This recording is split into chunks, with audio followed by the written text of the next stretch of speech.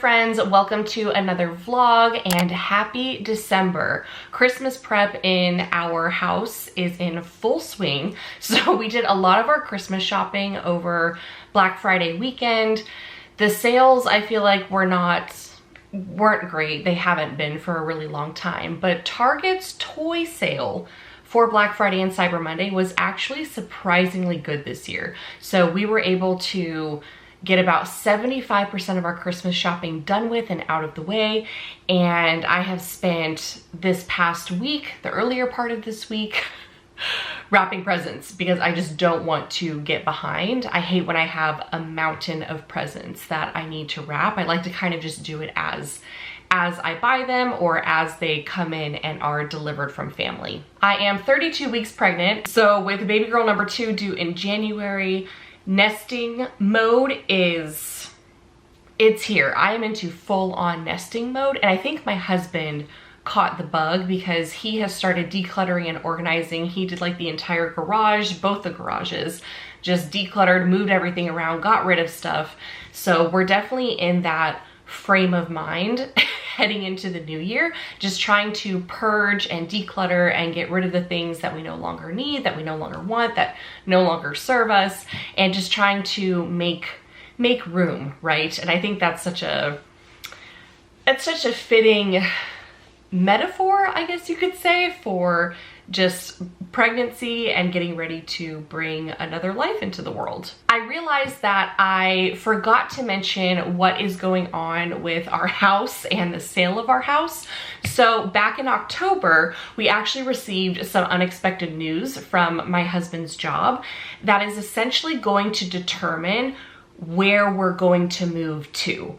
And so until that kind of plays out, however that's gonna happen, we decided to take the house off the market. So we did it right before Halloween, but honestly the timing could not be more perfect. What with the holidays coming up and family coming into town and, you know, a baby on the way, trying to keep a house fully prepped and spotless and showing ready while you're still living in it when you're 32 weeks pregnant, it was so hard. It was so hard. I wasn't 32 weeks pregnant, obviously. This was like 2 months ago, but still, like, I was pretty pregnant. Just keeping the house in that state for showings, and also not knowing when the showings were going to be because they would come in, you know, maybe 1 to 2 hours before we had to be out of the house. It was just very, very stressful. So I think we're all kind of like, the entire household is breathing a bit of a sigh of relief, not having to deal with that anymore. So we should have more news. Like, we still plan on moving, and now things could, I can't say too much, but anyways, things could really change a lot.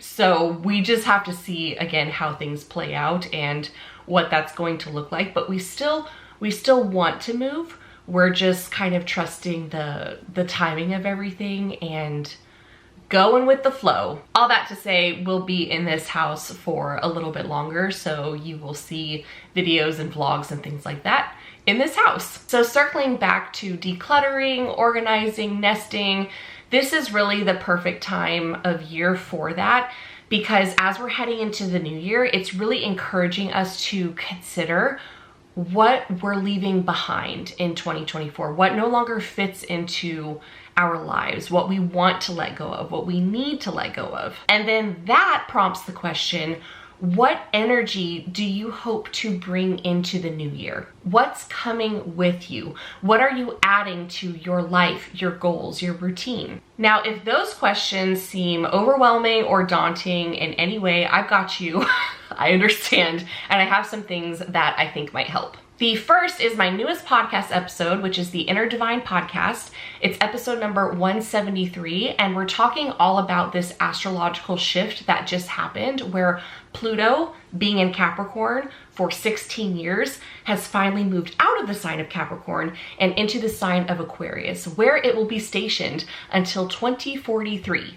So if you're like me and you're a millennial, that's like a good chunk of our lifetimes. So in that episode, I dive into how it's mostly going to affect the fixed signs, which are Taurus, Leo, Scorpio, and Aquarius. So if you have any of those in your big three, or you have major placements in your chart with those signs, I highly recommend listening to that episode because I think it can help you really focus in on the theme or the intention surrounding basically the next 20 years. And not only do I go into those 4 fixed signs, but I go into all 12 of the rising signs as well. So it's every sign of the zodiac. Everyone's got a rising sign because that part of your chart is going to be highly, highly affected during this transit, during this time when Pluto is in Aquarius. So if you know your rising sign, you can go ahead and listen to that podcast episode. I'm going to leave timestamps in the little description box because it's quite long.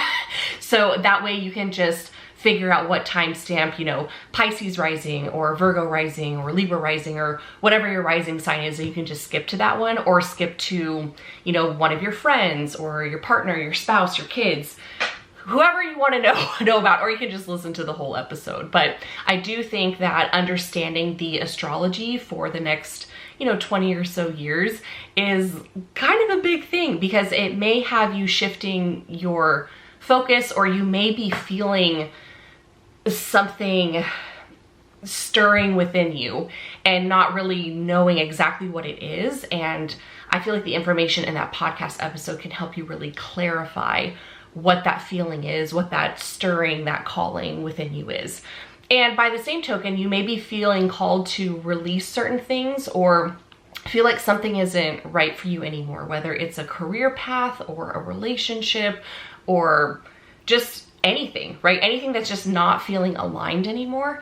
Again, episode 173 on the Inner Divine podcast. I will leave that link in the description box below. The next thing I have that may help you is something called the Better You Challenge. And I launched this in late October. So I think I talked about it in a video during that time, or maybe it was early November. I honestly can't remember because since I'm having a baby in January, I'm kind of doing my New Year reset right now because I already know what the newborn phase is going to look like. So I'm really not going to be able to participate in that. So I'm focusing on that right now, and it's a free challenge. I will leave the link in the description box below. There's a free downloadable PDF where you really are focusing on 4 core focus areas each month.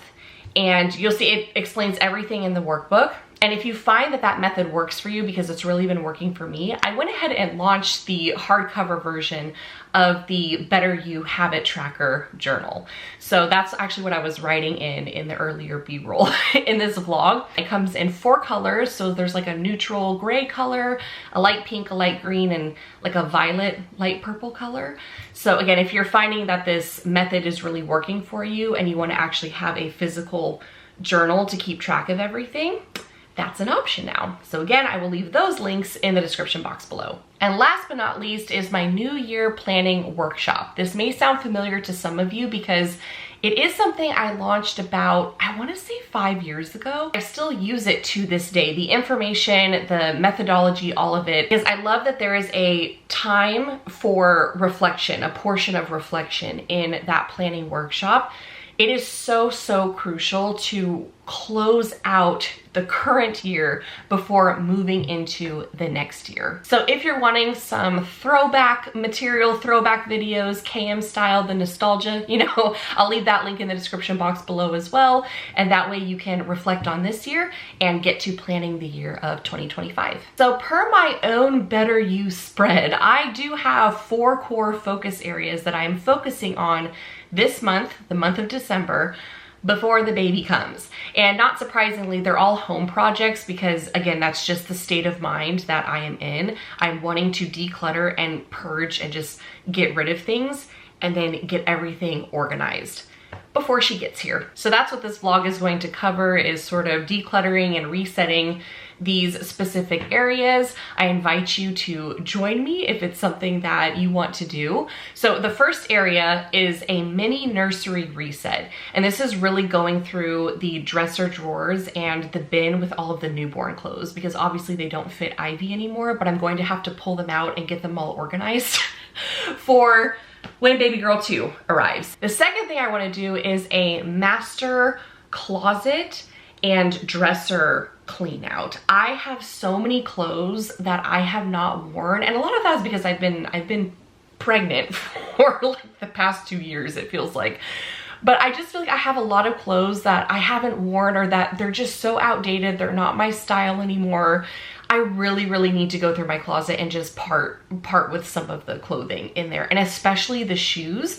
That's another thing about pregnancy I feel like people don't talk about, is your feet do grow. So that's number 2, a master closet and dresser clean out, just anywhere where I have clothes. I just need to go through all of it, donate what I don't need, and that way maybe I can start fresh in the new year with like a capsule wardrobe or something like that. Focus area number 3 is the car. Sprucing up Big Ben's. It's essentially like a car clean out, and the car is really not that dirty. I'm pretty good about keeping up with it, but I feel like there might be things underneath the seats, especially where the kids sit, like, I don't know, straws or plastic spoons or toys, or who knows, maybe there's a bottle under there somewhere from when Ivy just like threw it, you know? So I feel like I just need to really kind of look and see if there's stuff underneath there, as well as just do a nice vacuum and wiping everything down, getting all the dust off, running it through the car wash. So I'd like to just spruce up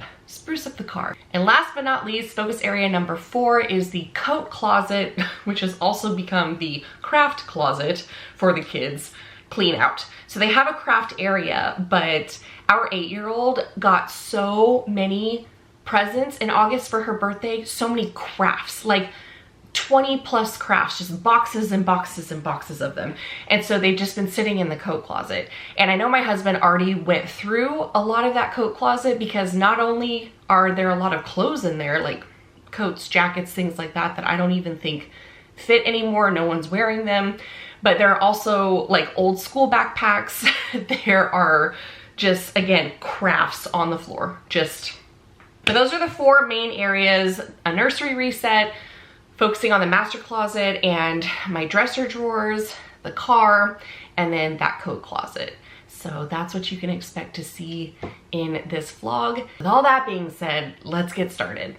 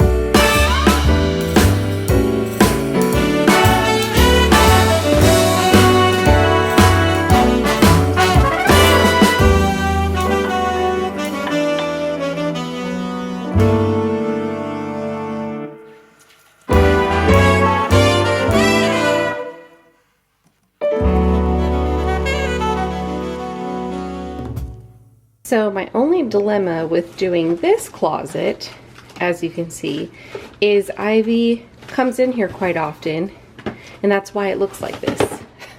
Because she moves everything around. It's almost better that she can't, you know, get all the way in there. So I really want to organize it. At the same time, I feel like I'm going to organize it and she's going to destroy the work that I do. Plus, with this belly, it's really hard to bend down and work on the floor. So I think this is going to be a project. Oh, found some headbands? I think this is going to be a project we're going to save for another time. What do you think? Good idea? Yeah.